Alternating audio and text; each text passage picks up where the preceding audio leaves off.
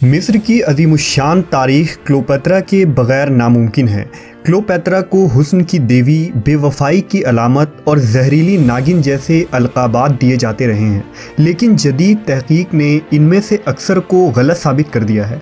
आज हम इस वीडियो में आपको उन तमाम हक़ाइक़ के मुतालिक बताएंगे और क्लोपेत्रा के सहर अंगेज़ तारीख़ को जानने की कोशिश करेंगे। क्लोपेत्रा को इस जहां से गुजरे 2000 साल से ज़्यादा का अरसा गुजर चुका है। वो इतनी खूबसूरत और हसीन थी कि उसे देखते ही लोग उसके हुस्न में गिरफ्तार हो जाते थे।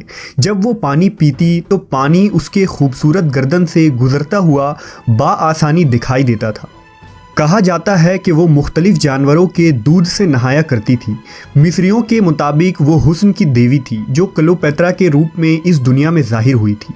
खूबसूरत औरतें यूं तो दुनिया में पैदा होती रहती हैं, लेकिन क्लोपेत्रा जैसी शख्सियत शायद ही किसी को नसीब हुआ हो। अगर बेपनाह हुस्न के साथ औरत को ज़हानत भी अता की गई हो तो ये किसी करिश्मे से कम नहीं।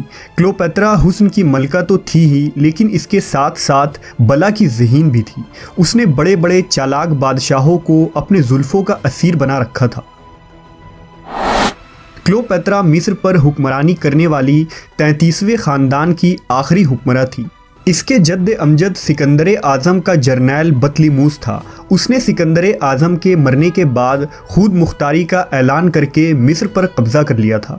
इस ख़ानदान ने मिस्र पर 300 साल हुकूमत की। 51 क़बल मसीह में जब क्लोपेत्रा के बाप का इंतकाल हुआ तो क्लोपेत्रा उस वक्त सिर्फ 17 साल की थी। मिस्र के रिवाज और कानून के मुताबिक ख़ानदान की बड़ी लड़की तख्त की वारिस बन सकती थी, लेकिन इसके लिए उसे अपने छोटे भाई से शादी करनी पड़ती। लिहाजा क्लोपेत्रा को अपने 12 साला भाई से शादी करना पड़ी और इस तरह ये दोनों मिस्र में तख्त नशी हुए। दरअसल ये मिस्र का रिवाज था और वहाँ एक बहन की भाई से शादी करना कोई बुरी बात नहीं समझी जाती थी।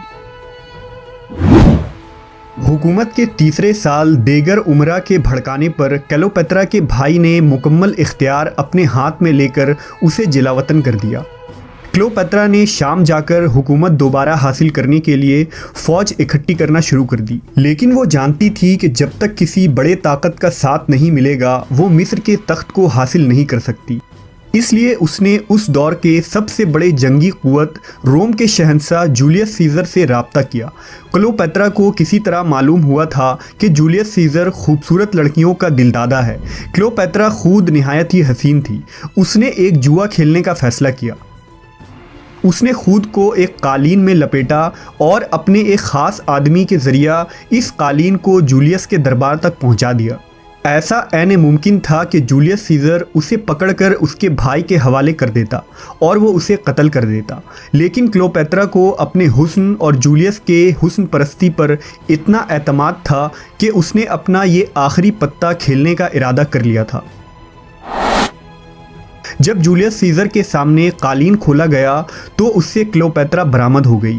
क्लोपेत्रा के तवक्के के ऐन मुताबिक जूलियस सीज़र उसके हुस्न का दीवाना हो गया।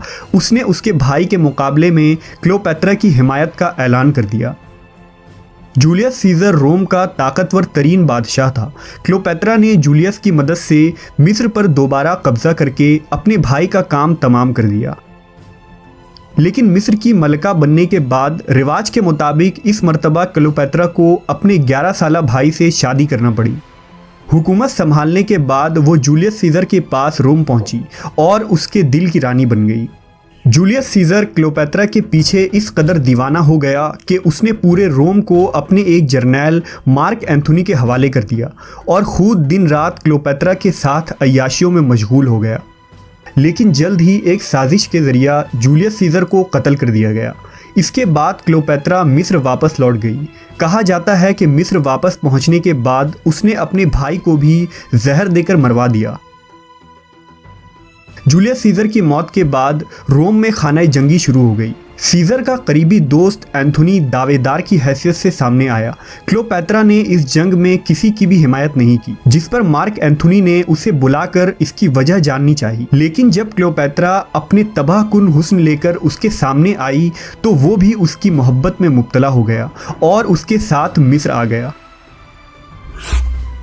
क्लियोपेत्रा के साथ कुछ अरसा गुजारने के बाद उसे रोम वापस लौटना पड़ा। इसके जाने के बाद क्लियोपेत्रा ने इसके जुड़वा बच्चों को जन्म दिया। 32 कबल मसीह में ऑगस्टस ने मार्क एंथोनी के खिलाफ जंग का ऐलान कर दिया। लिहाजा जब मार्क की शिकस्त यकीनी हो गई तो क्लियोपेत्रा ने एंथोनी को मिस्र वापस लौटने का मशवरा दिया। लेकिन इससे पहले कि वो मिस्र के लिए रवाना होते, मार्क एंथोनी के पास ये झूठी खबर पहुंचाई गई कि क्लियोपेत्रा को कत्ल कर दिया गया है। दिल गिरफ्तार होकर एंथोनी ने खुदकशी कर ली। ऑगस्टस रोम की तरफ एक अजीम फौज लेकर बढ़ रहा था। क्लियोपेत्रा को ये खबर मिली कि ऑगस्टस फतह के बाद रोम की बाज़ारों में क्लियोपेत्रा की नुमाइश करवाने का इरादा रखता है। लिहाजा उसने खुद को सांप से डसवाकर 39 साल की उम्र में खुदकशी कर ली। यूं मिस्र की तारीख का एक बाब बंद हो गया। क्लियोपेत्रा अपने हंगामा खेज ज़िंदगी के बदौलत न सिर्फ तारीख के किताबों में हमेशा के लिए ज़िंदा जावेद हो गई, बल्कि क्लियोपेत्रा ने तारीख में खुद को एक अजीबो गरीब सहर अंगेज़ हुस्न की मलका और होश की पुजारन के तौर पर पेश किया, जिसने इक़्तिदार हासिल करने के लिए अपने हुस्न का इस्तेमाल किया था। उसकी साजिश से बहुत सी सल्तनतें ज़वाल पजीर हुई और बहुत से बेगुनाह लोग मारे गए। क्लियोपेत्रा को कई मुसन्निफ़ीन ने अपनी तख्लीक़ात का हिस्सा बनाया और शेक्सपियर जैसे मुसन्निफ़ ने क्लियोपेत्रा की शख्सियत पर ड्रामे लिखे और कई मशहूर फिल्में भी बनाई गईं। आज के कई कॉस्मेटिक ब्रांड्स और मेकअप की दुनिया क्लियोपेत्रा की ही देन है, क्योंकि मेकअप की इजाद क्लियोपेत्रा ने ही की थी और इस ज़मीन पर वो पहली औरत थी जो अपने नाखून और होंठ सुर्ख करती थी।